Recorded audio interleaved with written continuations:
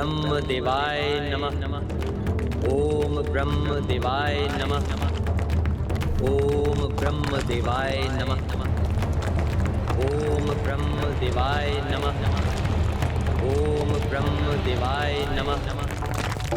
ओम ब्रह्म देवाय नमः।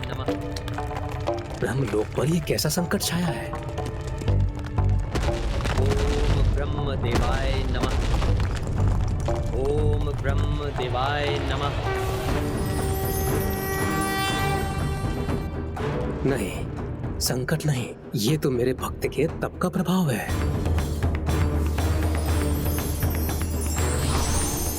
जो अति सुंदर है, सर्वथा अद्भुत है।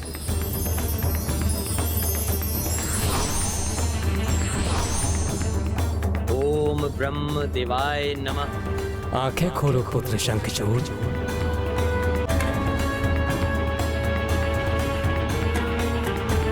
प्रणाम प्रभु ब्रह्मदेव।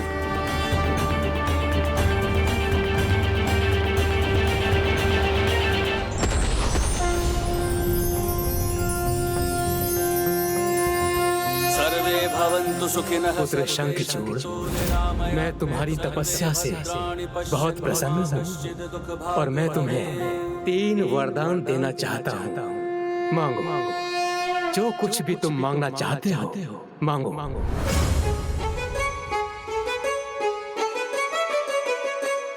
शंखचूड़ का प्रणाम स्वीकार कीजिए प्रभु ब्रह्मदेव। आज आपके दर्शन पाकर आपका ये भक्त धन्य हो गया। मैं तो बस अपने पिता की इच्छा पूर्ण करना चाहता हूँ और वो मुझे त्रिलोक विजेता के रूप में देखना चाहते हैं। वो मुझे त्रिलोक विजेता के रूप में देखना चाहते हैं। तो उसके लिए 3 वरदान मांग लो। तो हे प्रभु ब्रह्मदेव, मुझे मेरा पहला वरदान दीजिए कि मैं अगले 2 जो भी वरदान मांगू वो आपके और मेरे सिवाय कोई और ना सुन सके, और मेरे इन वरदानों को आप किसी और के आगे प्रकट नहीं करेंगे, सदा गुप्त रखेंगे। तथास्तु, तथास्तु। यदि इसके वरदान गुप्त रहेंगे तो हमें यह कैसे ज्ञात होगा कि इसने अपने दूसरे और तीसरे वरदान में ब्रह्मदेव से मांगा क्या है? प्रभु, मुझे मेरा दूसरा वरदान दीजिए कि मैं देवताओं के विरुद्ध अजय हो जाऊं।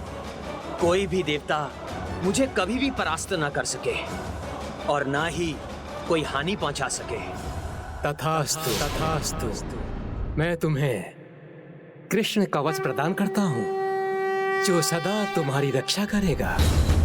उसे स्वयं नारायण भी नहीं भेज सकते, और यदि संयोग से वो कभी तुम्हारे पास से खो जाता है तो भी मैं और नारायण तुम्हें कोई क्षति नहीं पहुंचाएंगे, क्योंकि तुम हमारे परम भक्त हो।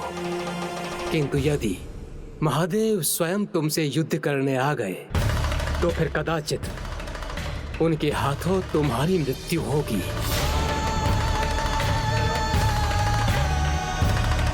आपने मुझे 3 वरदान देने का वचन दिया है ब्रह्मदेव, और अभी तीसरा वरदान शेष है। हाँ पुत्र, मांगो। तीसरे वरदान में तुम क्या चाहते हो?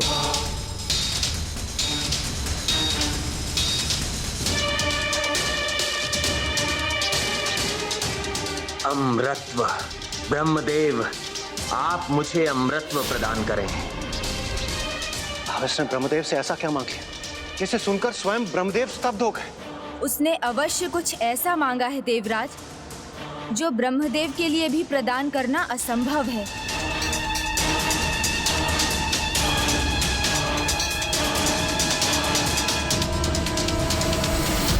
पुत्र शंखचूड़, ये असंभव है। इसके अतिरिक्त तुम कुछ और मांग लो।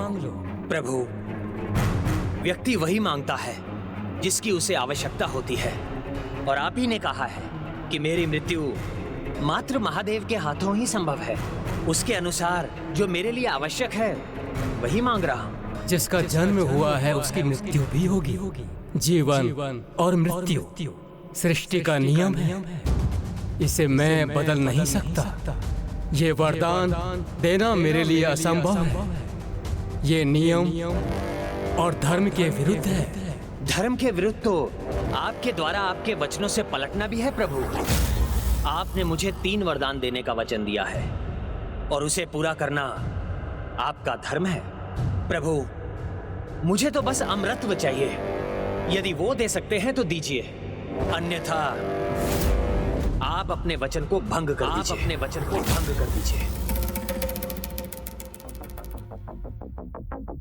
प्रत्यक्ष रूप से अमृतत्व देना तो मेरे लिए असंभव है पुत्र, किंतु मैं तुम्हें वरदान देता हूँ कि तुम्हारा विवाह एक पतिव्रता नारी से होगा, और जिस दिन तुम्हारा विवाह उससे होगा, मेरे दूसरे वरदान के अनुसार उसी दिन तुम्हें कृष्ण कवच प्राप्त होगा। पुत्र, जब तक कृष्ण कवच तुम्हारे पास रहेगा तुम अजय बने रहोगे, और मेरे तीसरे वरदान के अनुसार जब तक तुम्हारी पत्नी का पतिव्रत अटूट रहेगा तुम्हारे जीवन को कोई हानि नहीं पहुंचा सकता। इस प्रकार तुम अमर ही बने रहोगे। प्रभु, पुत्र, तुम्हारे तीनों वरदान तुम्हें प्राप्त हो चुके हैं, इसलिए अब तुम कुछ नहीं मांग सकते।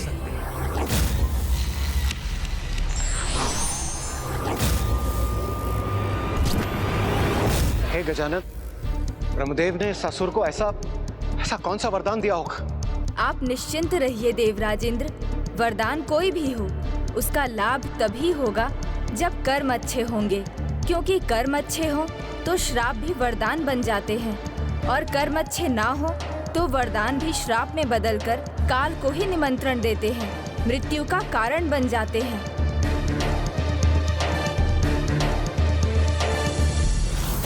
और जब तक तुम्हारी पत्नी का पतिव्रत अटूट रहेगा तुम्हारे जीवन को कोई हानि नहीं पहुंचा सकता। कर्म अच्छे होंगे तो पतिव्रता स्त्री कभी कुछ अनुचित नहीं करेगी, अर्थात वो ही मेरा कवच बनेगी और मुझे कोई क्षति नहीं पहुंचने देगी।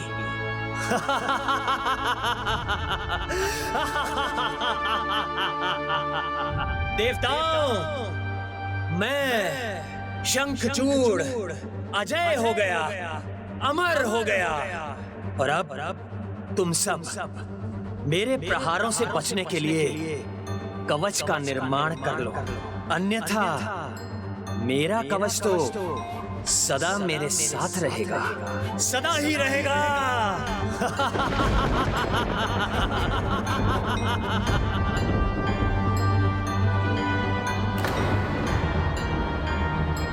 किंतु ब्रह्मदेव तो अपना कार्य अधूरा ही छोड़कर चले गए। उन्होंने ये तो बता दिया कि मेरा विवाह एक पतिव्रता स्त्री से होगा, किंतु उन्होंने मुझे ये नहीं बताया कि वो स्त्री मिलेगी कहाँ।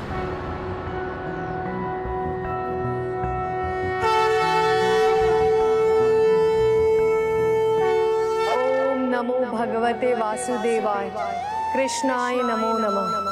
ओम नमो भगवते वासुदेवाय, कृष्णाय नमो नमः।